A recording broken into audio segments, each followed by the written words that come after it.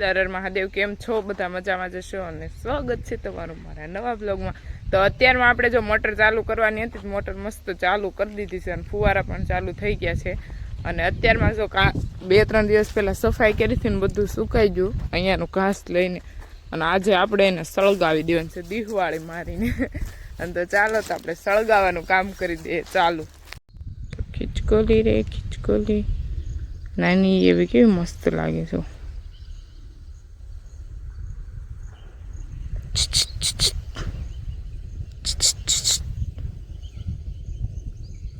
જો ફુવારા આપણે ચાલુ થઈ ગયા છે સિંગમાં. જો આ જઈએ છીએ આપણે ગૌશાળાએ મોટર ચાલુ કરીને સીધા અહીંયા. અને આપણા ફેમિલી મેમ્બર નવા આવી ગયા છે ગૌશાળાના. અને આપણું ફેમિલી જ હતું ઓલરેડી, પણ આપણે થોડોક ટાઈમ માટે એને ઘર બેઠલું હતું. પણ પાછા આપણે લઈ ડાલા મખા, ત્યારે છે ને અમે આને ડાલા મખો કહેતા, કેમ કે એની હાઇટ બોડી એકદમ બોડી ટેક્સચર મોટું હતું અને હજી મોટું જ છે. પણ હવે આપણી પાસે પહાડી ગાયું છે એટલે એટલી બધી ન લાગે. અને જો કાલે કેવું થયું કહું, કાલે હું તો નથી વાળીએ પણ મમ્મીની કહેતા આ ગોરી હતી અને ત્યારે આ ડાલા મખો. તો આ છે ને જ્યારે આવીને તો આને ભાળી ગઈ ને આ ગાયને, તો આ સીધી રોવા માંડી. કેમ કે એ કેટલો સમય 1 વર્ષ જેવી આપણી પાસે આ ગાય હતી એટલે એને યાદ છે હજી તક. અને હજી અત્યાર સુધી અમારું ગમે ફેમિલી એમ કે ને એ ડાલા મખા તરત સામું જોવે. એટલે હવે તો આપણે કંઈ ડાલા મખો નામ નથી રાખવાનું, હવે નામ આપણે બદલાવી નાખવાનું છે, મસ્ત નામ રાખી દેવાનું છે. અને તો કેમ શાંતિથી મસ્ત ઊભી હજી ઓળખે તો છે હો ડાલા મખા. અને એની વાસળી પણ બહુ મસ્ત ક્યુટ છે. અને ફાઇનલી આવી ગયા છે, કેમ કે આ ગાય છે ને એ આપણી, અને ફાઇનલી આવી ગયા. અને ત્યારે આપણે હકડાઈ હતી ને એટલે આપી દેવી પડી.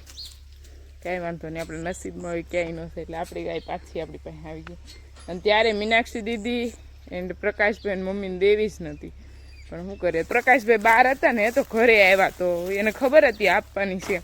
પણ આના કરતા હતા પ્રકાશભાઈ આવીને સીધા કહી આપી દીધી અને એકદમ મૂડ ઓફ થઈ.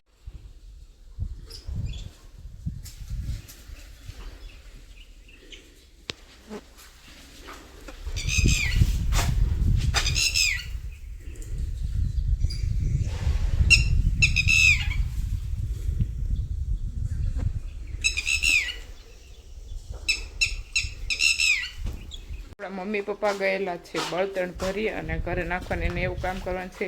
અને આજે ગૌશાળાની સફાઈ આપણે કરવાની છે. અને જો અત્યારમાં બધું છે ને બધું આપણે ક્લીન કરી નાખવાનું છે. જો પોદળા તો કદાચ ગોબર નહીં નાખના પડી ગયા, ખાલી ટકરા કરી અને મસ્ત વાળી નાખવાનું છે. અને પછી મમ્મી આવી છે તો 2 જણા લઈ 2 ધાબળીને બધું પૂરું. તો ચાલો તો હવે આપણે ક્લીન કરવા મળીએ અહીંયા બધું. એટલી તો સફાઈ આપણે કરી નાખેલી છે ગૌશાળામાં. અને આમ તો થોડુંક છે ને અસ્તવ્યસ્ત લાગશે, કેમ કે કાલે વરસાદનું વાતાવરણ હતું ને, તો આમ તો લીલી નિરણ અહીંયા ઊભી કરી દીધી, બીજી નિરણ અહીંયા ઊભી કરી દીધી. તો ગમે એટલો સાફ કરીને તો સફાઈ લાગે નહીં. આપણેથી જેટલી થાય એટલી અત્યારમાં સફાઈ કરી નાખી છે. અને થોડીક વાર પછી મમ્મી આવે ને એટલે આ બધા ટકરા મસ્ત ભરી અને ક્લીન કરી નાખવાનું છે. અને ચકલીબેનનું જવું અહીં ઘર છે એવું ઉપર, એટલે એ બેન અહીંયા રમતા હોય મસ્ત. અને ચાલો તો આપણે વાસરું બધા નાના નાના કેવા મસ્ત જોઈ બેઠા. આ રાડા બડા વીણવા પડશે. આ નામકરણ હજી કંઈ કર્યું નથી. પછી એ ક્યુટી. ચાલો તો અત્યારમાં 11 વાગી ગયા છે અને આપણે બધી ગાયોને પાવાનો સમય થઈ ગયો છે. અને અત્યારમાં પપ્પા રુદ્રને પાય છે. અને આને જો પાણી ખલાસ થઈ ગયું, બસ પણ હાલે આવી રીતના કરે. બોલો ધ્યાન ન રહ્યું ને, મેં નળ ચાલુ કરતા ભૂલાઈ ગયું છે. ગોરાજી તબાલ મસાવી દી પાછું એમ તો મસ્ત. રુદ્ર પણ કેટલો મસ્ત લાગે. હે મેલો થઈ જાય ને વાઈટ રો એટલે મેલો થઈ જાય, મેલો. અને કેટલી તરસી થઈ ગઈ છે વાસણ. આપણા પપ્પા કોને પાવશો? પપ્પા ડાલા મખા. એને હાઈટ જાઓ ખાલી પપ્પા એની બાજુ ઊભા ને તો એ કેટલી ઊંચી લાગે છે. એકદમ મસ્ત આપણે ડાલા મખાને પાઈ રહ્યા છે પપ્પા. અને હવે આપણે પાણી પી લઈ. ગાયો બધી પી ગઈ. એક ડાલામાં પાછળ હતો પાવનો, બાકી મેન પપ્પાએ બધી ગાયો મસ્ત પાઈ લીધી છે. અને હવે આપણે આપણા વાસરુને બધાને મસ્ત પાઈ લેવાના. અને જો બધા ઊભા થઈ ગયા. અને ચાલો પેલા હું પાણી પી લઉં ગાઈસ, પછી આપણે વાસળીને પાઈ લઈએ. રેડી? ગાયોને મસ્ત જોરદાર પાઈ લીધી છે. અને અત્યારે બધી ગાયને પપ્પાએ નિરણ કરી દીધી છે. એ તે શેની કીધી લીલું ઘાસની પણ આપણા સારાની મસ્ત નિરણ થઈ ગઈ છે. અને ગાયો જો મસ્ત ખાવા મળી છે.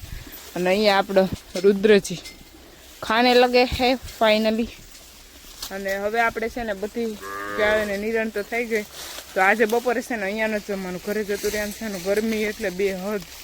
વરસી જાય ને તો વાંધો નહીં, બાકી આ ગરમી સહન નથી થતી. હાર્ટ એટેક આવી જાય એવી ગરમી થાય છે. અને અહીંયા હું ખાલી વિડીયો ઉતારવા માટે થોડોક ટાઈમ ઊભી રહીને મને આવી ગયું. બાકી શીકુડી નીચે હુવે, અહીંયા અંદર ગૌશાળામાં હુવે, બધે એટલી ગરમી છે, પવન જ નથી. પણ અહીંયા જો આના લીધે છે ને થોડોક પવન લાગે છે, તો આપણે થોડીક વાર અહીંયા જ રહેવું છે.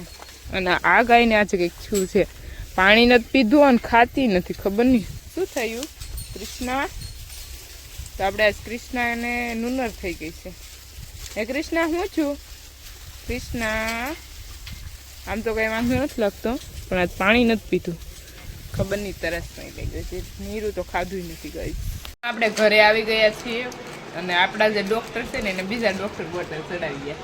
પેલા મીનાક્ષી દીદીની તબિયત ખરાબ થઈ ગઈ હતી. અને હવે જો આપણા ભાઈની તબિયત ખરાબ થઈ ગઈ. જો તો એ બડી બડી બાતે જો. અને પછી ડૉક્ટર વહી જાય બોટલ હાથે કાઢી નાખો. એવું નહોતું, એને છે ને સાઈડમાં હાથ મોરવા મળ્યો. હા, પછી ડૉક્ટરને ફોન કર્યો હતો કે અત્યારે તો હોય કાઢ નાખો. મેં કાઢી નાખ્યું. અને પછી પાછા આવ્યા ને તો પાછો ચડાવી દીધો. મને ના પાડતો થોડો. મને શું કે ફોન કરીને કે મોટી બેનને પાછો બોટલ છે. હું તો ઘડી એનું કે ઘડી મોટી બેનનું કે મારું મગજ ઘડી કામ કરતો બેન થઈ ગયો. અને આ ભાઈને બોટલ ચડ્યો બિચારાની. તો હાવસ ડબ્બે પુરાણો. હાવસ ડબ્બે પુરાણો. તો બોટલ ચડે ત્યાં સુધી સ્થિર હોવું પડે ને. મળી હોય વેગી આમ મેકી દે એમ નો નહીં તો ઓકે. આમ નંબી હું બીતી નથી. તે ખબર છે ને આનો ફેસ જો ગાઈસ. તો અને અત્યારમાં આપણે જવાનું છે મારે અને પપ્પાને બંનેને મોવા. અને કેમ મોવા જવાનું છે ને તમને આગળ કહો. તો અહીંયા જો આપણા જેટલા પણ ઘીના પેકિંગ હતા એની થેલી ભરી લીધી છે. અને હવે આપણે જવાનું છે મારે ને પપ્પાને. ક્યાં પપ્પા? મોવા કુરિયર આપવા માટે. અને ચાલો તો હવે નીકળી જઈએ. ટેસ્ટ કરે છે કઈ રીતના રાખવા કુરિયર. એમ આખી થેલી ભરાણી એમાં લે કામેલ કાઢવું પડ્યું, કેમ કે પકડવું કેમ ગાઈસ. અને ચાલો તો હવે નીકળી જાય મોવા જવા માટે. કન્ટિન્યુ રહેજો આપણા બ્લોગમાં. પહોંચી ગયા છીએ મોરારી બાપુરના ગામમાં.